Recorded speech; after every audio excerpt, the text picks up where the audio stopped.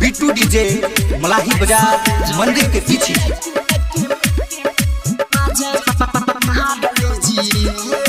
Music by मुन्ना राज।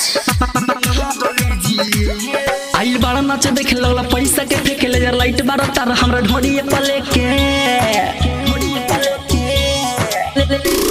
आइल बाड़ा नाच देखे देला पैसा के फेंके ले लाइट बाड़ा तार हमरा ढोड़िए पले के। आज पैसा के हम पे बाबा छाड़ कीजिए सते जवे पे के मजा मार लीजिए। ऐसा माला भेटाई हो आज लहंगा उठा के बुनिया झाड़ लीजिए। चलिए आप लोग लाइन में लगिए। पारा पारी सही है, पारा पारी से भाई। अरे अरे अरे कौन ढकेला रहे उधर से?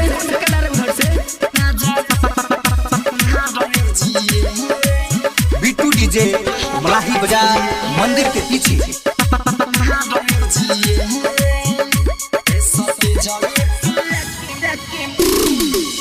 चढ़ली जवानी हमार हरा समलाई रात भर ले लो मजा फिर ना भेटाई।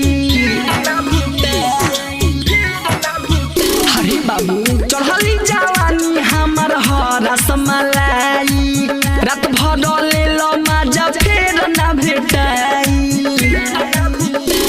जन करो बलेट बाबे कह मेनू रेट अब करो जन वेट खा के अब डबलेट ढेर टाइम ना पास कीजिए सटे जवे पे आज के मजा मार लीजिए। अरे टैबलेट बगले में मिल रहा है आज लहंगा उठा के बुनिया झाड़ लीजिए।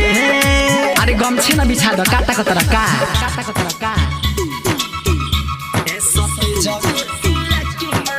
बिट्टू डीजे मलाही बाजार मंदिर के पीछे।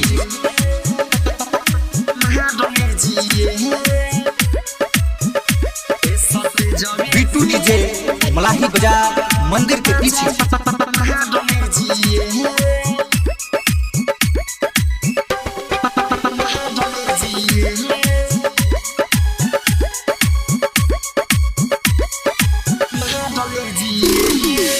धड़कन धन जाए ना देखावा तू जो सह हिक भरी खालो ना तो होई अफसोस।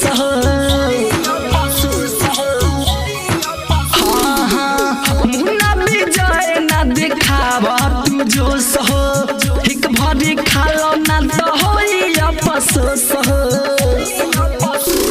काहे काटो तारा गिरिया के साथ हमरा गिरी बात मानो संगीत होता मजा की रखी जन आपस में मार कीजिए सटे जवे पे के मजा मार लीजिए। डीजे रितेश बाबू साउंड बढ़ाइए काहे मौका जा रहा है। आज लहंगा उठा के बुनिया झाड़ लीजिए। का हो अशोक बुढ़ाऊ? अरे टुकुर टुकुर कहाँ तक ले वाला तहरो मिली। राज स्टूडियो स्टेशन रोड सुगौली।